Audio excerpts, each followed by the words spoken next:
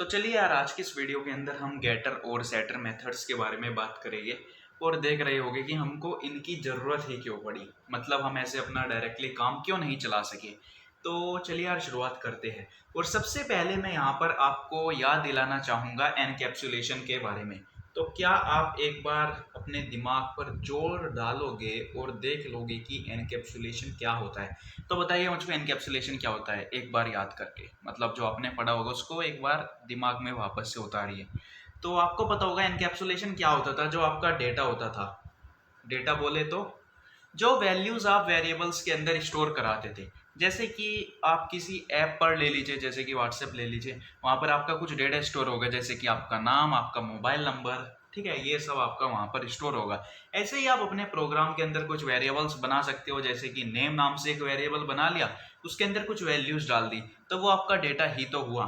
तो वहाँ पर कहा जाता था कि जो डेटा और कोड होगा वो एक यूनिट होगी आपकी, और जो कोड होगा ना, वो सिर्फ वही कोड इस डेटा को एक्सेस कर पा रहा होगा। मतलब जैसे कि आपने एक क्लास बनाई, तो इसके अंदर जो कोड होगा वही कोड बस इस डेटा को आपके एक्सेस कर पा रहा होगा। और आसान भाषा में बोले तो आपकी क्लास से बाहर और कोई कोड इसको एक्सेस नहीं कर पा रहा होगा। और हम उसको कैसे कर सकते थे? प्राइवेट डिक्लेयर करके। जैसे कि मैंने कह दिया प्राइवेट इंट एज, ठीक है, मैंने एक वेरिएबल डिक्लेयर कर लिया और यहाँ पर मेरी एक क्लास है, मान के चलिए क्लास स्टूडेंट नाम से, ठीक है। और क्या करता हूँ मैं, यहाँ पर एक और क्लास बना लेता हूँ अपनी अलग से, और मैं इस वेरिएबल को एक्सेस करने की कोशिश करता हूँ। तो बताइए मुझको, क्या मैं एक्सेस कर पाऊंगा? नहीं यार, बिल्कुल मैं इसको एक्सेस नहीं कर पाऊंगा। और अगर आपको देखना है ना कि प्राइवेट क्या करता है, डिफ़ॉल्ट क्या करता है, पब्लिक क्या करता है, प्रोटेक्टेड क्या करता है, तो इस पर यार मैंने पहले से 20-22 मिनट की एक वीडियो बना रखी है। उसके अंदर यार मैंने आपको हर एक बात बताई है, मतलब प्रैक्टिकली आपको करके दिखाया है, अलग अलग प्रोजेक्ट बना के फिर आपको दिखाया कि क्या इस प्रोजेक्ट से उस क्लास को एक्सेस कर पा रहे हो, उस क्लास के मेंबर्स को क्या आप एक्सेस कर पा रहे हो। तो ये सब मैंने आपको करके दिखा रखा है। आप डिस्क्रिप्शन में जा सकते हो और वहाँ से एक बार ये वीडियो देख सकते हो। आपके सच में यार सब समझ आ जाएगा, ठीक है। तो आप यहाँ से उसको एक्सेस नहीं कर पा रहे थे, लेकिन यहीं पर ही अगर आप कोई कोड लिखते हो, जैसे कि SOPLN, और एज को प्रिंट कराते हो, तो आप इसको एक्सेस कर पा रहे थे। और ऐसे ही हम यहाँ पर कह रहे थे कि जो इसके अंदर कोड होगा, जो इस यूनिट के अंदर, क्योंकि हम इसको एक यूनिट के अंदर डाल देंगे, जैसे कि क्लास आपकी एक यूनिट हो गई यहाँ पर, तो एज हम इसको यार एक्सेस कर पा रहे थे इस कोड की मदद से। तो एनकैप्सुलेशन में क्या होता था, हम यार उसको प्राइवेट डिक्लेयर कर देते थे, ठीक है। तो गेटर और सेटर मेथड्स क्या हो गए यार, इन वेरिएबल्स को एक्सेस या अपडेट कराने में आपकी मदद कर रहे होंगे। अब आप कहोगे कि यार हम क्या ऐसे डायरेक्टली, मतलब इसको हम पब्लिक डिक्लेयर कर ले, ठीक है, और डायरेक्टली एक्सेस करा ले, क्या हम ऐसा काम नहीं कर सकते? मतलब हम क्या कह रहे हैं, यहाँ पर मैं लिखूँ कि जो मेरा एज वेरिएबल है, मैं एक ऑब्जेक्ट बनाऊंगा, क्योंकि यार वो स्टैटिक मेथड नहीं है, सॉरी स्टैटिक वेरिएबल नहीं है। तो ऑब्जेक्ट हम यहाँ पर बना लेंगे और मैं उसको 15 यहाँ पर वैल्यू इनिशियलाइज कर दूँ दूसरी क्लास की मदद से। तो क्या इसमें कुछ दिक्कत है? हाँ यार, दिक्कत तो होगी, हम ऐसे डायरेक्टली एक्सेस नहीं करवाना चाहिए। और मैं अभी आपको एक एग्जांपल देकर समझाऊंगा कि हमको गेटर और सेटर की नीड ही एक्चुअल में क्यों पड़ी। तो इसको एक एग्जांपल के साथ समझ लेते हैं सबसे पहले, और प्रैक्टिकली भी यार मैं आपको करके दिखा रहा हूँ।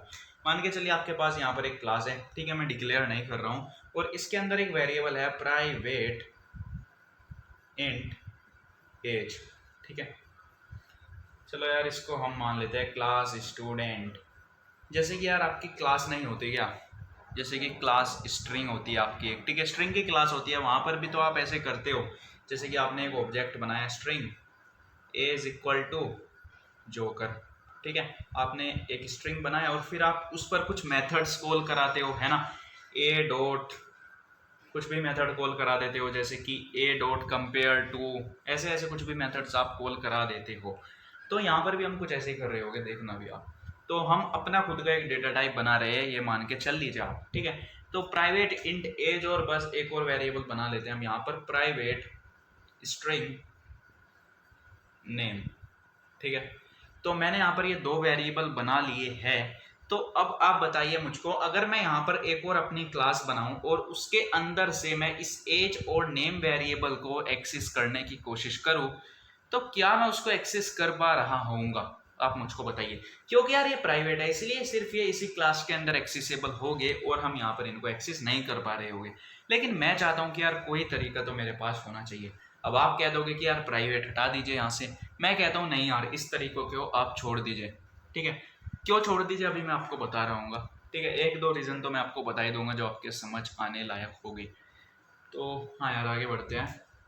तो मैं क्या कहूँगा यहाँ पर कि आप एक मेथड बना लीजिए पब्लिक, और यहाँ पर अगर आपको एज की वैल्यू एक्सेस करनी है तो आप मेथड बनाइए गेटर मेथड। गेटर मतलब गेट करना, वैल्यू कुछ लेना। ठीक है, तो अगर आपको वैल्यू एक्सेस करनी है या गेट करनी है तो आप एक गेटर मेथड बना लीजिए और उसका रिटर्न टाइप आप इंट रख दीजिए। इंट क्यों रख दीजिए? क्योंकि आपको कौन सी वैल्यू एक्सेस करनी है? एज। ठीक है, और इसका रिटर्न टाइप क्या है? इंट। तो आपको जब इंट की वैल्यू एक्सेस करनी है तो इसका रिटर्न टाइप इंट होना चाहिए। और एक और बात यार, अगर आप कोई गेटर मेथड बनाते हो तो उसको जो नाम लिखने का एक कन्वेंशन फॉलो किया जाता है। मतलब कंपलसरी तो नहीं है, लेकिन जैसे कि एक दूसरे डेवलपर को पता लग जाता है कि हाँ ये गेटर मेथड है, एक सेटर मेथड है, ऐसे ही दूर से देखते ही तो हम क्या करते हैं, सबसे पहले गेट लिखते हैं। ठीक है, और गेट के आगे उस वेरिएबल का नाम लिख देते हैं जिसको भी एक्सेस करवाना है। तो यहाँ पर क्या हो जाएगा, गेट एज, और इसको हम कैपिटल में लिख देंगे जैसे कि आपको पता ही है, camel camel case, camel case, camel क्या होता है ये, कैमल केस राइटिंग होती है। ठीक है, तो आगे बढ़ेगी और यहाँ पर आप क्या कर दोगे, रिटर्न रिटर्न यहाँ पर आप लिख सकते हो रिटर्न एज या रिटर्न दिस डॉट एज भी लिखोगे तो बात वही है। ठीक है, तो अगर आप ऐसे लिखोगे यहाँ पर और फिर क्या करोगे, एक नई क्लास बनाओगे यहाँ पर, और फिर यार आप स्टूडेंट क्लास का एक ऑब्जेक्ट बना लेते हो वहां पर जाकर, और अगर आप ऐसे करते हो O B dot get age, अगर आप वहां पर कुछ ऐसे करो तो बताइए मुझको क्या आप एक्सेस कर पा रहे होगे? क्योंकि यार ये तो एक एज की वैल्यू रिटर्न करेगा, आपकी जो एज के अंदर होगा है ना, वो वैल्यू रिटर्न करेगा। और आप यहाँ पर एक वेरिएबल बना सकते हो int age is equal to, अब यहाँ पर आप एज नाम से फिर से बना सकते हो क्योंकि ये दूसरी क्लास के अंदर है। और इसका स्कोप कहाँ तक होगा, बस कर्ली ब्रेसेस के जो सबसे करीबी कर्ली ब्रेसेस होगे ना उनके अंदर होगा। ये बात हमेशा याद रखना। किसी भी वेरिएबल या किसी भी वेरिएबल के मतलब जो सबसे करीबी कर्ली ब्रेसेस है ना उसको देखिए, उसके मतलब ऊपर ही देखिए, अंदर तो मत जाना, उसके ऊपर ही देखिए और समझ लेना कि यार इन कर्ली ब्रेसेस के अंदर ही उसकी वैल्यू एक्सेस हम कर पा रहे होंगे। तो यहाँ पर आप इसको एक्सेस कर पा रहे होंगे।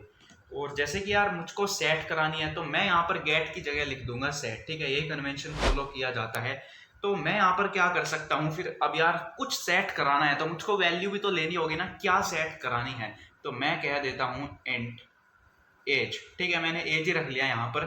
तो इस बार मुझको क्या लिखना होगा यहाँ पर, this dot as is equal to age. अब ऐसा क्यों लिखा, जिसका मतलब है यार जो पर्टिकुलर मेरा ऑब्जेक्ट है उसका जो इंस्टेंस वेरिएबल है ये वाला एज, इसके अंदर आप ये वाले एज की वैल्यू डालिए। अगर आप यहाँ पर ऐसे लिख देते age is equal to age तो क्या होता, इसी वेरिएबल के अंदर फिर से डाल दी जाती है और इसके अंदर कुछ चेंज ही नहीं होता।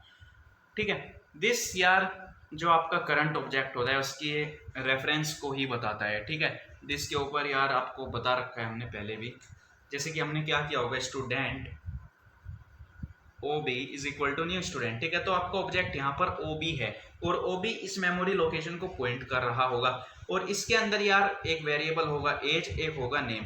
तो हम यहाँ पर कहते हैं दिस का मतलब होता है कि जो आपका ऑब्जेक्ट है ना ये ओबी, इसकी जो मेमोरी लोकेशन है यहाँ पर उस पर जो एज वेरिएबल है उसकी वैल्यू आपको सेट करानी है। ठीक है, अब तो आ गया समझ में, अब तो कोई कंफ्यूजन नहीं रहा ना।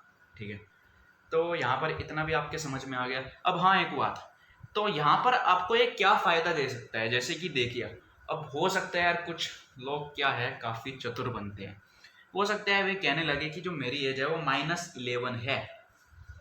ठीक है, तो मान के चलिए कोई जोकर आता है और उसने कहा कि मेरी जो एज है वो -11 है, तो क्या आप इसको एक्सेप्ट करोगे? नहीं यार, उसको थप्पड़ मार के भगा देना चाहिए आपको, तो है ना। तो आप यहाँ पर एक कंडीशन दे सकते हो कि अगर जो आपकी एज है वो ग्रेटर देन 0 है तो आप क्या करिए, this dot as is equal to age करा दीजिए। नहीं तो आप क्या कर सकते हो, एल्स यहाँ पर एक आउटपुट स्टेटमेंट दे सकते हो कि आप अपनी एज गलत दे रहे हो, या कोई एक्सेप्शन थ्रो कर सकते हो। ठीक है, अगर आपसे आता है एक्सेप्शन थ्रो करना तो थ्रो कर सकते हो। ठीक है, तो ये काम कर सकते हो आप टेस्टिंग पर्पस के लिए। ठीक है, और यहाँ पर रिटर्न करा सकते हो, रिटर्न तो खुद ही हो जाएगा। क्योंकि उससे आगे यार कोई स्टेटमेंट आपको चलना ही नहीं है। तो यहाँ पर एक स्टेटमेंट दे सकते हो कि यार आप एज गलत डाल रहे हो। तो अब तो बात समझ आ गई ना। अगर हम उसको पब्लिक करते तो हम क्या करते, वहां पर OB dot as is equal to 15 हम ऐसे डायरेक्टली एक्सेस कर देते, मतलब अपडेट कर देते वैल्यू को, और कुछ फर्क ही नहीं पड़ता।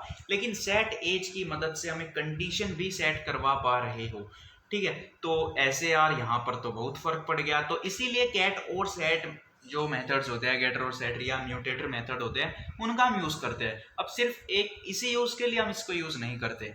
एक एनकैप्सुलेशन को एनफोर्स करने के लिए हमने यूज कर लिया, क्योंकि यार ऊप्स का एक बेसिक प्रिंसिपल है एनकैप्सुलेशन तो, और जावा आपकी यार ऊप्स पर ही बेस्ड है ना। तो एनकैप्सुलेशन में यार प्राइवेट आपने वेरिएबल को डिक्लेयर करा और इसी के अंदर यार उनको एक्सेस कर पा रहे हो, मतलब कोई अनऑथराइज्ड एक्सेस यहाँ पर नहीं करवा पा रहा है, ठीक है। बात कहने की ये है। तो गेटर और सेटर मेथड आई होप आपके समझ में आ गए हैं। एक बार अब हम अपनी ब्लूजे स्क्रीन पर चलते हैं। तो चलिए यार, मैं यहाँ पर अपनी ब्लूजे विंडो के अंदर आ चुका हूँ, और क्या करूँगा, मैं यहाँ पर एक नई क्लास बनाऊँगा और क्लास का नाम मैं यहाँ पर रख लूँगा स्टूडेंट।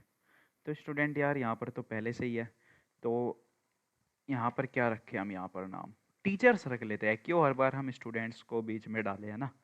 टीचर्स का भी कभी कभी नंबर तो आना चाहिए ना, तो इसीलिए हम टीचर्स रख लेते हैं। चलिए, तो मैं यहाँ पर क्या करूँगा, यहाँ पर लिखूँगा class teachers teachers teachers how are you public static void main, ठीक है, और स्ट्रिंग जोकर। इतनी बात तो यार हमारे समझ आती है। अब आगे क्या करना है देखिए आपको। तो मेन मेथड यार मैं इसके अंदर नहीं डालूंगा, क्या मैं पागल हूँ यहाँ पर, क्योंकि ये मेरा एक डेटा टाइप होने वाला है, और डेटा टाइप और एप्लीकेशन के अंदर यही बेसिकली डिफरेंस होता है कि उसके अंदर हम मेन मेथड डाल देते हैं ताकि हम उसको एग्जीक्यूट कर पा रहे हो, और इसके अंदर नहीं। तो इसको हम ज़्यादा कॉम्प्लेक्स डेटा टाइप नहीं बनाएंगे, एक छोटा सा डेटा टाइप बनाएंगे। तो यहाँ पर रख लेते हैं हम एज टीचर की, और यहाँ पर रख लेते हैं हम स्ट्रिंग नेम।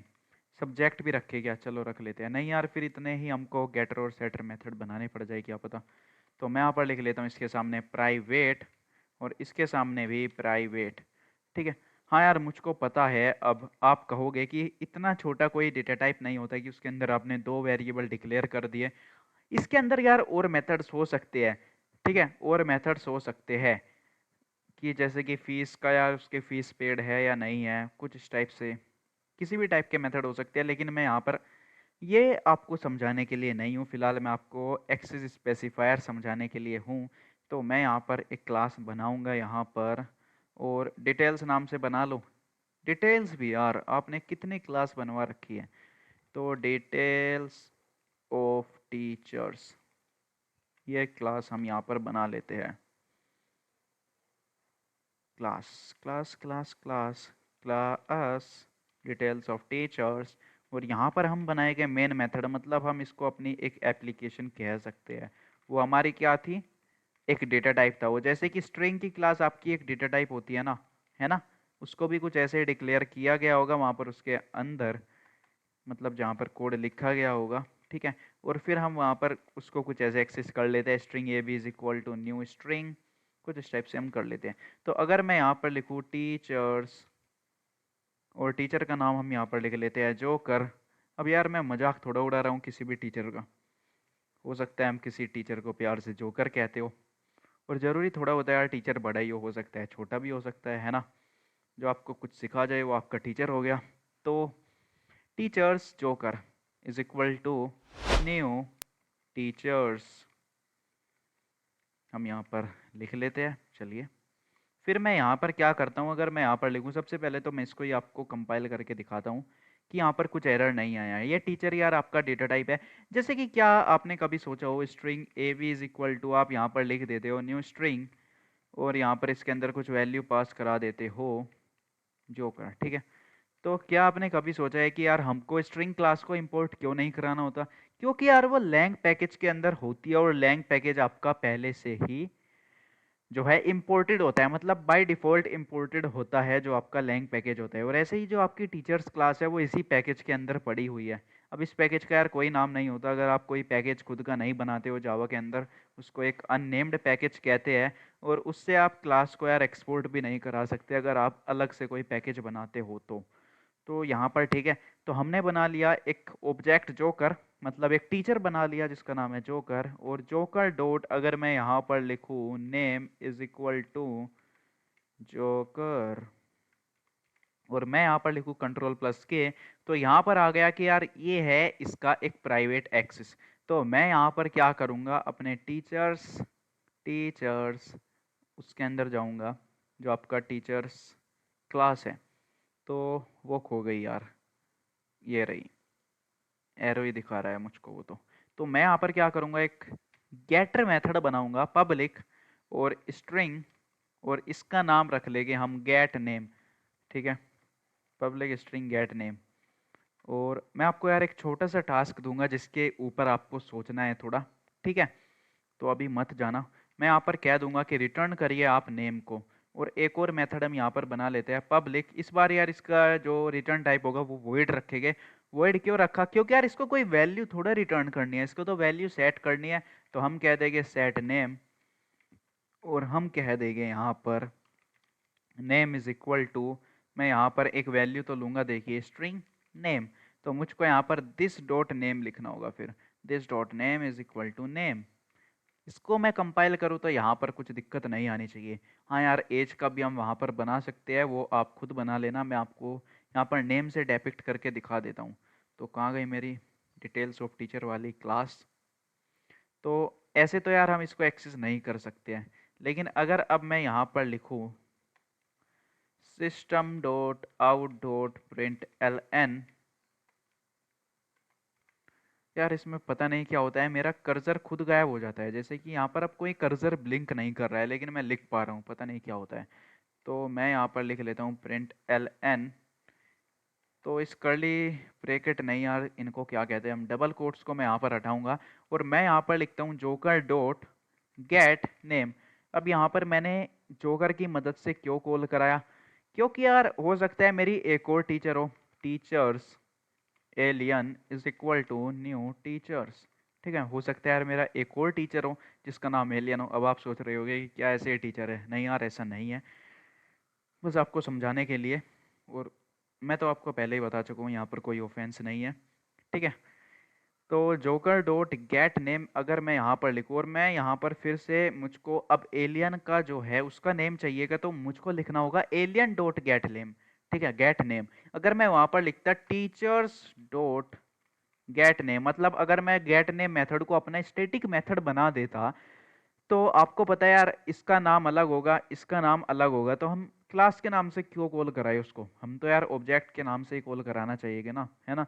इसका अलग वेरिएबल, इसका अलग वेरिएबल, यार ये सब मैंने ऑब्जेक्ट्स एंड क्लासेस की वीडियो में बड़े अच्छे से समझा रखे हैं। और यार वो वीडियो तो आपको ज़रूर देखनी चाहिए उसमें, क्योंकि मैंने यार काफ़ी कंसेप्ट आपके क्लियर किए हैं एक ही वीडियो के अंदर। स्टैटिक मेथड क्या होते हैं, रेफरेंसेस क्या होती है, ये सब यार हमने वहाँ पर बात कर ली है। तो अगर मैं यहाँ पर लिख दूँ एलियन डॉट गेट नेम, तो यहाँ पर आ जाएगा। लेकिन क्या आपने अभी सेट किया है एलियन का नाम, नहीं यार। तो मुझको सबसे पहले यहाँ पर सेट करना होगा, तभी तो यार आप उसको एक्सेस करोगे ना, नहीं तो फिर तो वो डिफ़ॉल्ट वैल्यू वही दिखा देगा एम्प्टी। ठीक है, तो हम सेट करा देते हैं इसका नाम एलियन। और अगर हम इसको कंपाइल करें अब और इसको एग्जीक्यूट करके देखें अपने एप्लीकेशन को, तो एलियन यहाँ पर आ चुका है।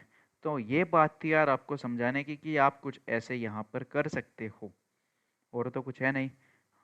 हाँ यार, अब हाँ यार मैं आपको यहाँ पर एक बात जो है सोचने पर कहूँगा, कि मतलब आप उस पर थोड़ा विचार करना। अगर मेरे पास यहाँ पर कोई एरे होता, यहाँ पर मेरे पास कोई एरे होता इंट, या फिर हम यहाँ पर बना लेते हैं एक बूलियन का एरे, बूलियन बूलियन प्रेजेंट, ठीक है, is equal to new boolean. और 31 दिन का बना लेते हैं यार, वो डिपेंड करता है कि कितने का मंथ है, तो हम यहाँ पर कंडीशन देकर बना सकते थे, लेकिन मैं फिलहाल डायरेक्टली यहाँ पर बना लेता हूँ। ठीक है, तो अगर अब आपको इसको भी यार, इसका भी मतलब गेटर और सेटर मेथड बनाना हो, तो वो कैसा बनाओगे यार आप। और मैं आपको यहाँ पर डायरेक्टली बता दूं कि आप ऐसे नहीं कर सकते, क्योंकि जो आपके एरे होते हैं वो रेफरेंसेस पर काम करते हैं।